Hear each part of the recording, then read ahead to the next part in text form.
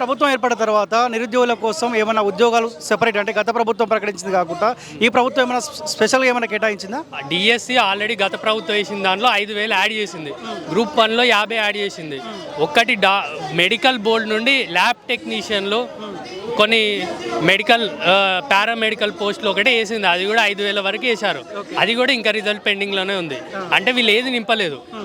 ఇప్పుడు వీళ్ళు సభలు పెట్టి మేము ఇచ్చిన పోలీసులు అవన్నీ కావాలంటే టీఎస్పీఎస్సీ వెబ్సైట్లో చూడండి, పోలీస్ రిక్రూట్మెంట్ వెబ్సైట్లో చూడండి, మెడికల్ వెబ్సైట్లో ఏ వెబ్సైట్లో అయినా అన్ని 2022లో వచ్చిన నోటిఫికేషన్లే. 2022, 2023 మే తర్వాత ఏ ఒక్క నోటిఫికేషన్ వచ్చినా మమ్మల్ని అడగండి.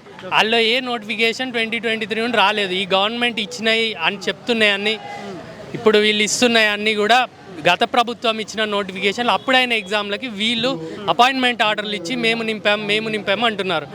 మేము 50,000 నింపాము, 60,000 నింపాము అంటారు. రీసెంట్గా బీహార్లో 80,000 నోటిఫికేషన్ ఒక టీచర్లోనే పడ్డది.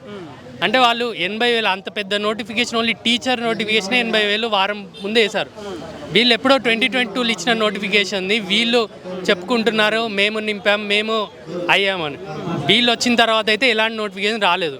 మేమేమంటున్నాం, వీళ్ళు అఫీషియల్గా ఆగస్ట్ 2 రోజు జాబ్ క్యాలెండర్ అని ప్రకటించి అసెంబ్లీలో పెట్టారు. దాన్నే మేము అడుగుతున్నాం.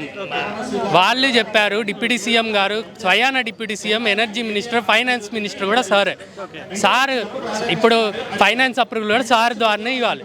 సారే వివిధ ఇప్పుడు కూడా రీసెంట్గా 30,000 పెండింగ్లో ఉన్న ఇస్తాం అని 2-3 నెలల నుండి అనుకుంటూ వస్తున్నారు. కానీ అది ఎప్పుడు ఇస్తారో క్లారిటీ లేదు.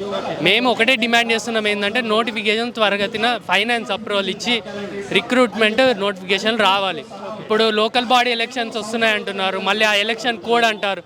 తర్వాత ఇంకో 6 నెలలతో ఇంకో రీజన్ తోటి మళ్ళీ బయటకు వస్తారు. వీళ్ళు ఇలానే పోస్ట్పోన్ చేసుకుంటా ఇంకో 2-3 ఏళ్ళు వీళ్ళు ఇచ్చిన హామీని నెరవేర్చకుండా ఎలక్షన్స్ అని వీళ్ళు ఊకే పోస్ట్పోన్ చేసుకుంటూ వెళ్తున్నారు. మా డిమాండ్ ఏంటంటే త్వరలో నోటిఫికేషన్లు ఇవ్వాలి.